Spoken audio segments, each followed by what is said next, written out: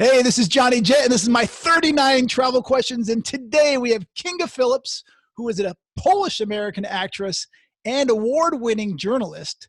She's been on a correspondent for so many different networks: USA Network, Travel Channel, National Geographic Channel, Fox Sports.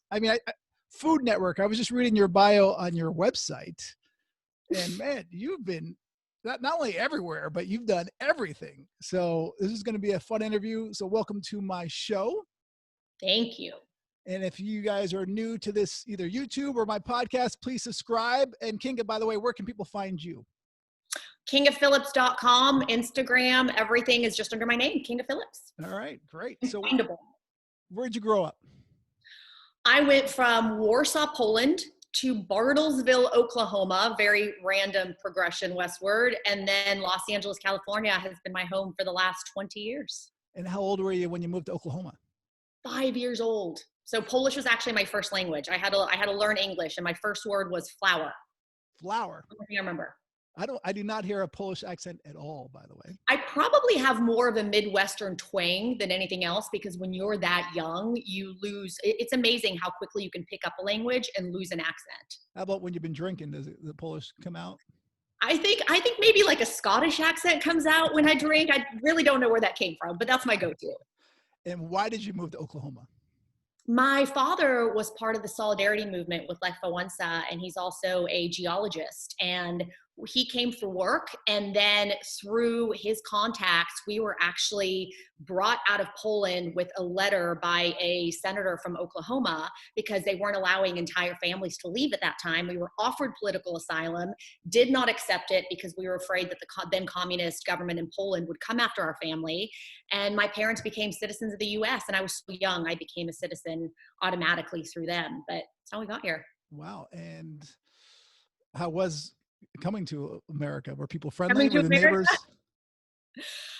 It was wonderful. And I have to say, we were treated so kindly. We were a bit of a novelty in this tiny town, Bartlesville, Oklahoma, 40,000 people. And the community pulled together, and, the church basically provided everything we needed. We stayed with some Polish friends, because apparently there's a Polish community in Bartlesville, until we got on our feet. But it was wonderful, and we had so many neat experiences. We were always outdoors people, so we loved road tripping. My parents infamously took tons of photos of me with roadkill, because they love animals, and they thought that they could really witness these creatures in their natural habitat squished on a road, because that was the only way to get close to them. So coyotes, raccoons, snapping turtles, possums, and armadillos, I have photos with roadkill. And we were kind of like the Griswolds. It was a lot of comedy growing up. It sounds like it. That's amazing. And do you ever go back to Oklahoma or Poland?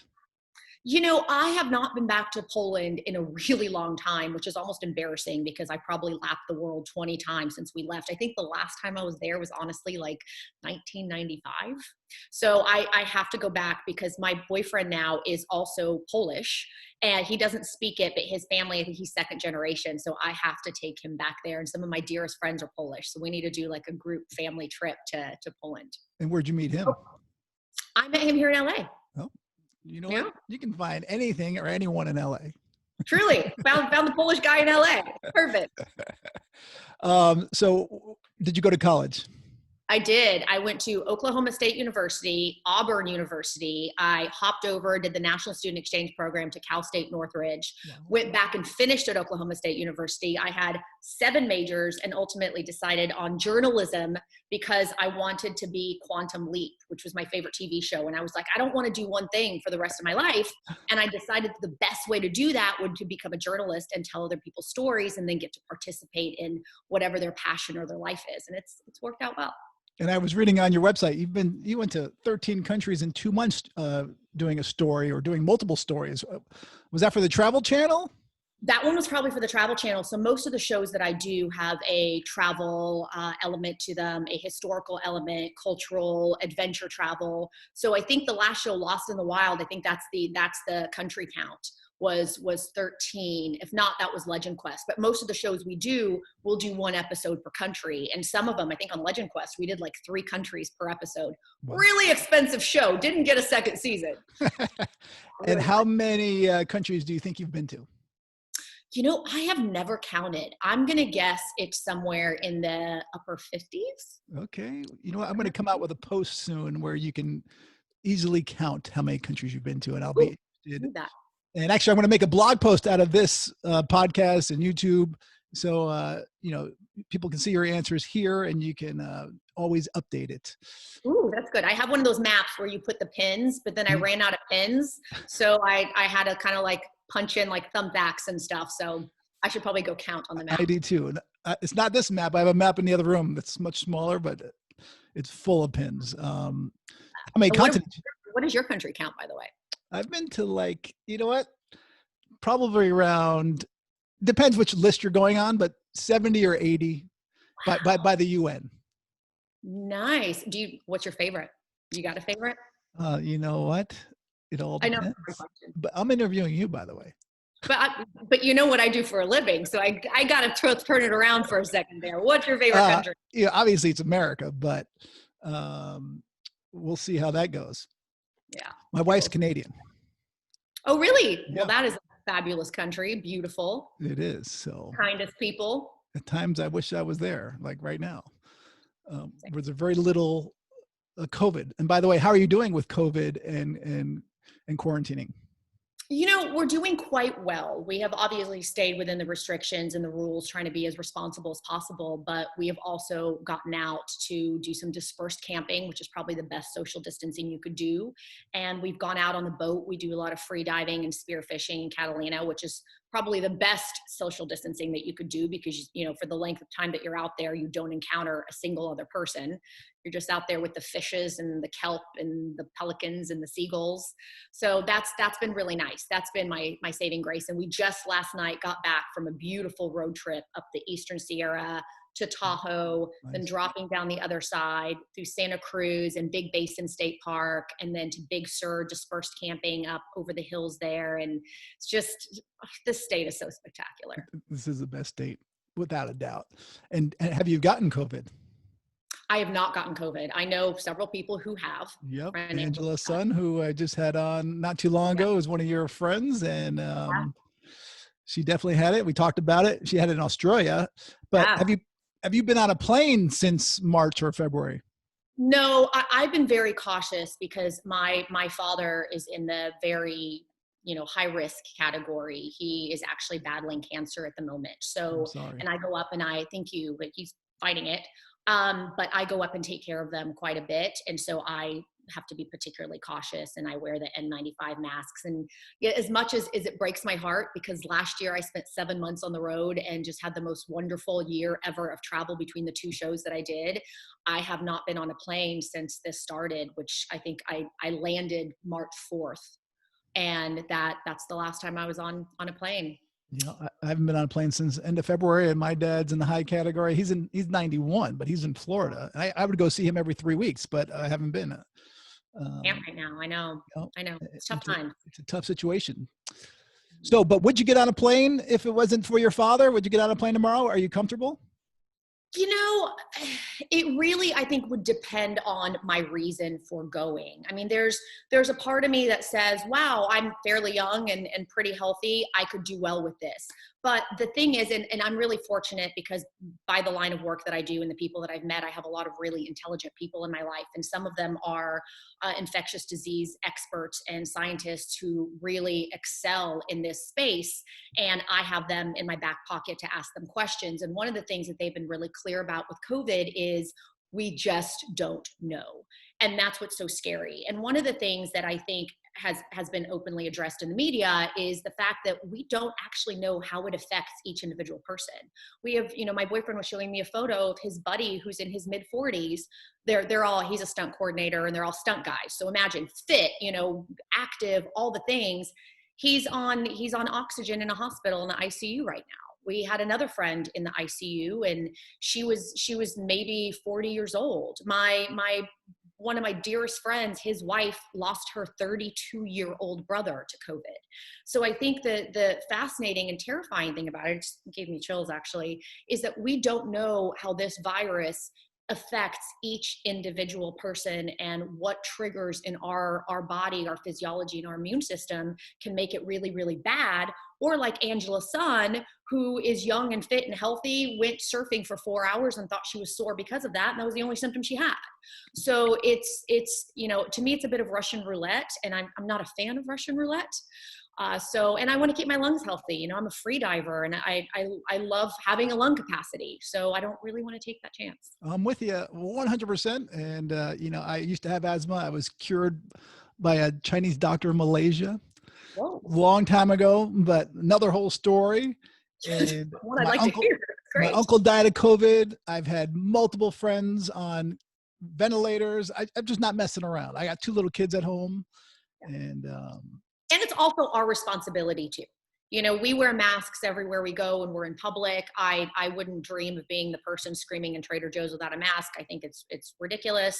Crazy. I just think we all collectively have to have the responsibility. Without a doubt. I mean, it's a no-brainer to me, but for some people, unfortunately, it's become political, and it's a problem. And I think that's why our economy is in shambles, and especially the travel industry, which I love so much. And, if everyone wore a mask, I would get on a plane.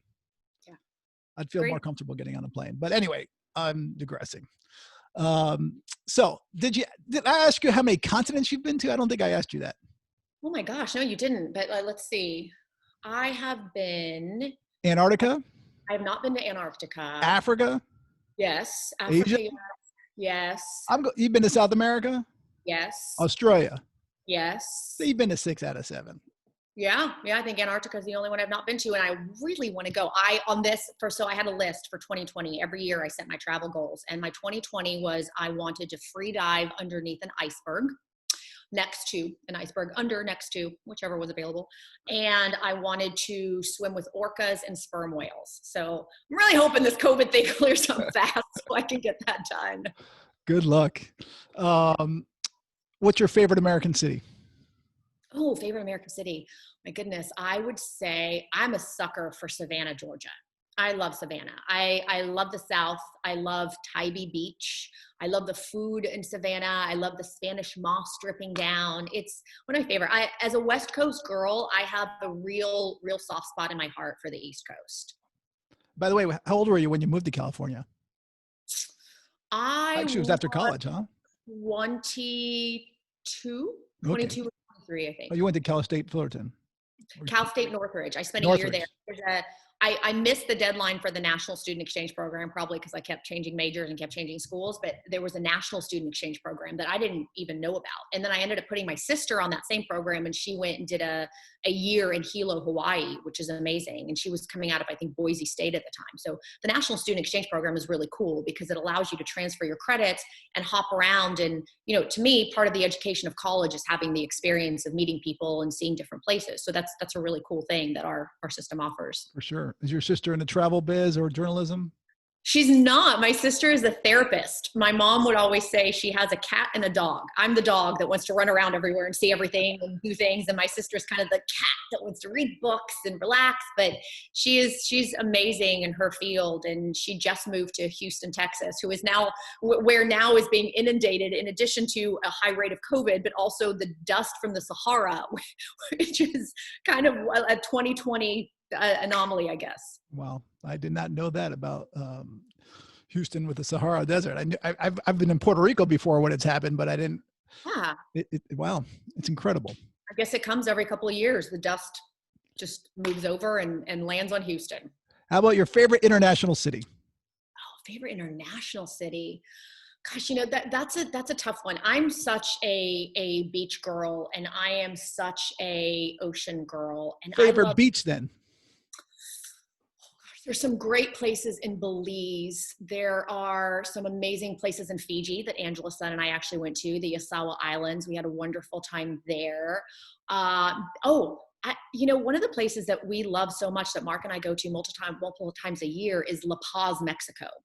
And it's a bit of a hidden gem because it actually does not have direct flights from Los Angeles, which is, I think, what's kept it really low key. It's the opposite of Cabo San Lucas. There's no unts there. I think there's one Applebee's that I always kind of give a dirty look to when we pass by, but everything else is really local, really beautiful. The water is amazing. There's an island there called Isla Espiritu Santo, which is just paradise. I mean, imagine the desert hitting the Sea of Cortez, which is one of the most like incredible, and the biodiversity there is unbelievable. Jacques Cousteau was so complimentary of this area, and it is still so long after such a gem, and many parts of it have truly been like a conservation win, like Cabo Pulmo.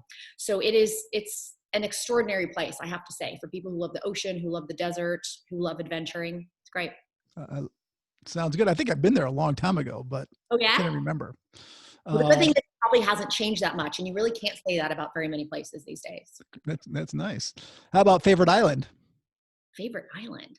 Well, Isla Espiritu Santo is amazing. The island that Angela and I went to in the Yasawas, we went to the furthest one out where they actually filmed the Blue Lagoon. It was beautiful. The water is warm and clear. I've been there. Spectacular. Have you? You got to take a Billy to get to that island? Yes. Exactly.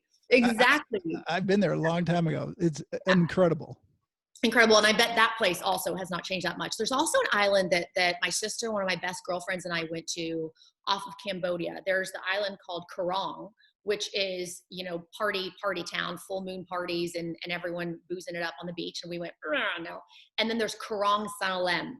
And when we were there, maybe 3 or 4 years ago, maybe 4 or 5 now, actually, it was just a hidden gem with turquoise waters and bioluminescence, and no electricity would come on from the generators at like 6:30 at night.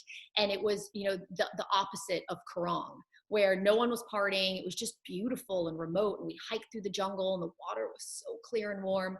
I almost don't ever want to go back there because I suspect that it's been built up quite a bit since. Right. I know that feeling. And I have a feeling I know the answer to your next question, which is, where do you think the friendliest people in the world are? Well, Canada, like we said before, is a great place. Fiji, I think the people there were spectacular. The people in Cambodia were, you know what? I'm going to go with Cambodia. And I'll tell you why. The people there were not only so kind and loving, but almost to the point where you were like, wait a minute, is someone trying to pull something over on us? We had one incident where I don't like to pre-book things. I suspect you're probably the same way. You kind of want to be fluid when you're traveling. So we were there during the summer and we were booking our hotels the night of, just because we wanted to fly where the wind took us. And we got to Siem Reap, which is very touristy and very crowded. And we went into this hotel and we said, hey, do you have a room? And the lady said, I don't know. Let me check. Will you girls be back later? And said, yeah, we'll be back in like 3 hours. We'll see. We got back and the woman said, oh, you know what? We didn't have a room, but the hotel next door did. So I went ahead and paid for your room with my own money. And, it's ready for you so you can just reimburse me. And we were like, what if we didn't come back? This woman had paid for this room with her own money to make sure that we had a room for the night, which is beautiful. Cuba is another place. Oh my gosh, the people there. I could tell you stories similar to that one as well. So wow. I think we live in a world where there is indeed a lot of kindness and a lot of wonderful people. For sure. I thought you were going to say Fiji since we were talking about it. And I think that's where the friendliest people are, especially when you get off the main island. Yeah. But, and I've been to Cambodia and I've been to Siem Reap and they are very friendly. I just didn't spend enough time there. How about the opposite? Which country do you think has the meanest immigration officers? The U.S. I always know whenever we come back to the United States. I've actually gotten in arguments with flight attendants on American Airlines. They are my nemesis. Even though I have like major status with them, I fight with them all the time. But our TSA, our immigration, I just feel like people don't care here. You are a number and you are like cattle. And it always makes me feel kind of grumpy whenever I re-enter the US after being elsewhere. Although, I can make that argument that in certain other places, like in India, it was one of the most frustrating episodes trying to get through with all of our gear for filming, because the bureaucracy there is massive. Ridiculous. People are very kind, like lovely humans, but the bureaucracy is insane. Absolutely insane. So there are different levels of people. I mean, to be perfectly honest, people in Poland aren't really warm and fuzzy. But if you think about the history of Poland, there's a reason people are the way they are. Right. So, quick story. I've been to India a couple of times, and one time I was in the airport. And when you go to get into the airport, you have to have a printout of your ticket, otherwise they won't let you in. And I think it's to keep homeless people out, probably, but I'm not sure. Anyway, once you're in there, they tag your bags. I went through security. I took my camera out of my bag to take a picture of the plane. And we go to get on the plane and they're like, you don't have a tag on your camera. I said, I just took it out of my bag. They said, oh no, you have to bring it back to security. I said, I'll just put it back in my bag. They said, no. I almost missed on my flight because I had to go all the way back to go get a tag for my camera that was in my bag. I was so pissed. I was like, you guys are ridiculous.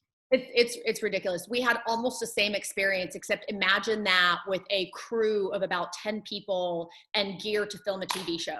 Like you know, there are carne countries and you have to go through and you have to basically have serial numbers, everything. And our guy who was in charge of that, Diego, was absolutely phenomenal, the most organized human I've ever met. We almost missed our flight because they were so asinine in their requests for what we needed and what we didn't, which is, you know, disappointing because we were there filming in their country. We were bringing money into their country. It's, you know, Right. it's frustrating. Oh, I'm with you. All right. I need to pick it up a little bit. So I'm going to go a little bit faster. Yeah. Favorite U.S. airport?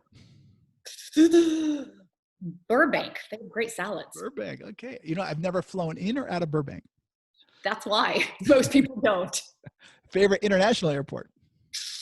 I like Heathrow. I think because I've always had a really good experience there. Okay. T5. I love Heathrow Airport. Not so much, especially security. How about airport lounge? You get to go to the lounges. Oh, we do love the lounges. You know, there was a great lounge in Ethiopia. Whenever I flew in there, I was passing through and they had a wonderful lounge because it was very of the country. Nice. It's gorgeous. I've never been to Ethiopia. Great. How about, are you a av geek? Do you care about what size plane or the type of plane? I like for them to be safe. And they're definitely, especially flying for the show. We have had in India one where there were newspapers in the window when we were landing in a very mountainous region of the Himalayas that I was really doing this the entire way. I like for them to be safe. What do you mean newspapers in the windows? That to instead of shades, they didn't have shades. So to keep the sun out, there were newspapers. Wow. That is something. Something. Have you ever sat next to any famous celebrities? I don't think that I have. I know that there have been some on my plane, but I don't think I have actually. Okay. How about drink of choice when you're in the air or on the ground? Scotch. Across the board, Scotch. Always. And I like a good old fashioned too. Favorite restaurant in the world? You know, there is a restaurant in San Quintin, Mexico that no one has ever heard of. And I never even heard of San Quintin. Most people have not. It's a little tiny fishing village. So if you were into free diving, four-wheeling, and surfing, this is a mecca for you. But there is a tiny little restaurant there that will make your catch fresh for you. And I swear the chef there is on the run from the law because there is no reason that he does not have a restaurant in Napa that's like Michelin rated. It's amazing. Wow. That's good to know. I'm sure immigration will be down there very shortly. Or border security. How about the craziest thing you've ever eaten? Let's see. I've had balut in the Philippines, which is, you know what it is. I buy that look. You know what it is. It's a fertilized duck egg that is crunchy because you've got the bones in there. Because I'm Polish, I have the kind of palate that I can really eat anything. I've eaten all the bugs, all the worms, creepy, crawly. Yeah. Weird. Did you like the balut? I did. Didn't bother me. Wow. Yeah. I mean, I wouldn't say that it's something I crave. I don't sit around at night going, can I Grubhub balut? But it was the first non-Filipino to tell me that. I think it's the Polish. We eat weird things. Okay. Favorite hotel in the world? Favorite hotel.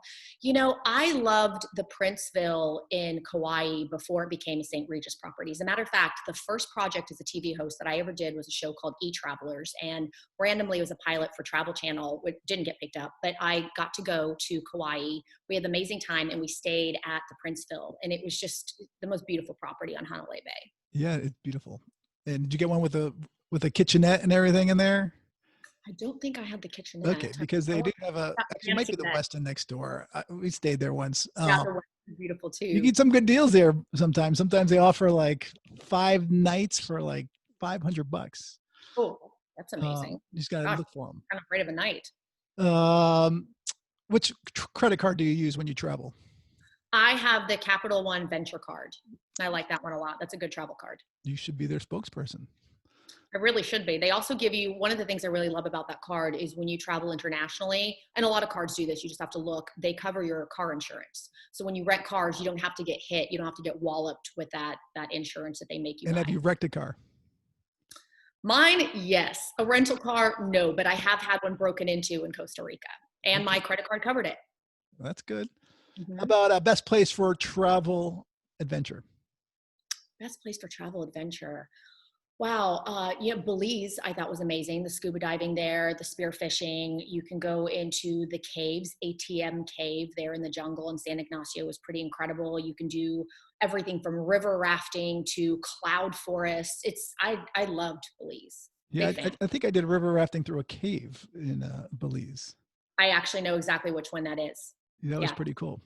Yeah. So what's the most adventurous activity you've done? I mean, you skydived. I think that. I've done skydiving, the spear fishing, the scuba diving. My gosh, like I don't know. The most adventurous. I guess I would say to a lot of people because it's a bit novel. The free diving is quite adventurous. I did that in the Galapagos while we were there for Lost in the Wild, and my team was scuba diving, and I was under the impression that the water in the Galapagos was really warm and clear. And so I was like, I'm going to free dive. You guys scuba. I'll be right over you. Lost everyone and bobbed around the ocean by myself for about an hour. Oh That was God. scary. Right after everyone was like, this is the season for tiger sharks, and there's a lot of them out there. Oh my gosh. That was a fit. That is scary. What's your favorite travel movie? Favorite travel Or any movie that, gave you travel inspiration? So I just recently watched the movie Tracks with Mia Wasikowska, and it's a true story in the 70s of a young woman who crossed the outback of Australia with 3 camels and her dog. And it was fantastic. It was really, really well done movie. And the fact that it was based on a true story, she actually ended up on the cover of National Geographic back in the day. And it was a beautifully inspiring story that made me want to get camels and head to the outback. I love Australia, by the way. Great place. Is that on Netflix or? I think we had to buy it on Apple TV. It's like $3.99, but Okay. totally worth it. Really Okay. great. How about travel TV show? Travel TV show. I'm a fan of Expedition Unknown with Josh Gates. Josh is a cool dude, and the show is great because it's smart. It is, heavy into archaeology and anthropology and history, all of the things that I love. I have a minor in anthropology, so I love that kind of stuff. And he's a great host, and he's compelling and interesting. And that's Ping Pong does that show. They're the same ones who did my show as well. I'm good friends with Josh, and I've had him. He was my first guest, by the way. Was he? Oh, it's awesome. Good. Great guy. Favorite travel book? Favorite travel book. Let's see. I don't know that you could call it travel, but I think it is handy for travel. First of all, Bill Bryson. I love him across the board. Any one of his books. Sunburned Country. Sunburned Country is the best. Oh my God. He is so freaking funny. So that's great. And there's a book called Deep Survival. Who Lives, Who Dies, and Why. And for anyone who goes out into the wilderness, this is a book worth reading because it talks about the psychology of survival. And it's fantastic. Okay.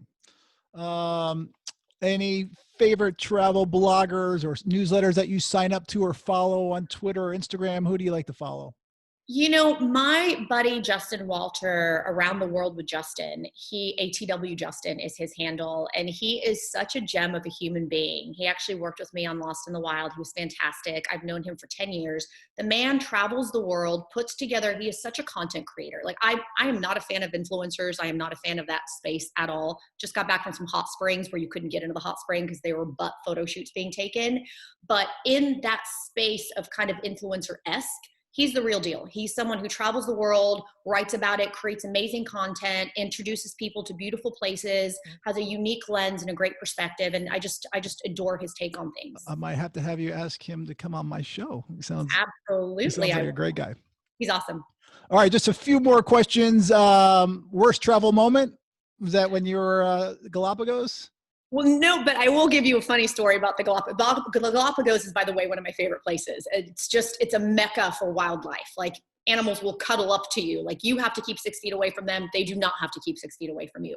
But what was super funny is when we were there for Lost in the Wild, apparently something in the gut flora of the Galapagos did not sit well with our team.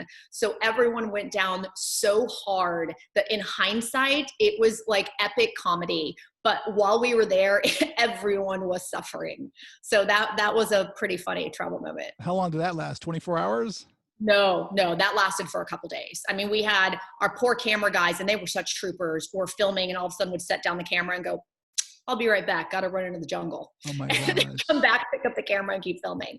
I mean, you can't, you have 5 days boots on the ground. You can't let something take you down. So Right. yeah, Good for them. God bless Imodium. I was gonna say most embarrassing travel moment, but I think that might be it. It's got to be it. How about what's your dream destination? I have not been to New Zealand, and I want to. I know. And I want a camper van, and I want to explore the South Island, and then I can get my dream of seeing orcas there as well. Well, it's going to be tough to get New Zealand now. I know. I just read an article just before I hit this Zoom session. They're stopping the flights because so many of their own people who are living abroad are coming home because this pandemic is out of control everywhere else except New Zealand. So I know. I'm pretty sure last I read they had 0 cases, right? Has that changed? They had 2 and then 3 like a couple weeks ago. But I mean, well, when they let me in, I shall go. I probably have 2 or 3 my next door neighbors. So yeah. Anyway, 2 questions. What's the most important thing travel has taught you? Travel, probably open-mindedness and going with the flow. Travel is not something that you can plan too far in advance, even when you do plan, because often there are wrenches thrown into your path. And to me, those wrenches have often been the best reroutes to some of the greatest adventures. So I think not getting stressed out and not getting too attached to an itinerary or anything for that matter, it's taught me a sense of humor and going with the flow. Yep. Good life lesson. That is very good. And my last question, and before I ask it, which is your best travel tip, again, where can people find you? KingaPhilipps.com is my website, and then Kinga Philipps is all of my Instagram and Facebook and all the other social media people have these days. All right. And I'm Johnny Jett. Please subscribe to this YouTube channel and my podcast and sign up to my free newsletter. And Kinga, what is your best travel tip? The thing that I always recommend for people to do is to take everything out of their wallet before they travel and photocopy it front and back. Because I have been in the position where I have lost some of my most important credit cards or driver's license or whatnot. And when you're on the road, how are you going to figure out who to call to get that back? I don't even know everything that's in my wallet. So I have photocopied front and back that I keep separately from everything else I have, so that if God forbid I ever lost a passport or a credit card, I immediately have the number to be able to contact them and to show them what my card is, what my card number is, everything. That is a great tip. I've written about it before in my newsletter, but it's a good refresher. And, great mind. Thank you so much for taking the time to come on to my show. And it was really great chatting with you. You as well. Thank you so much. Thank you.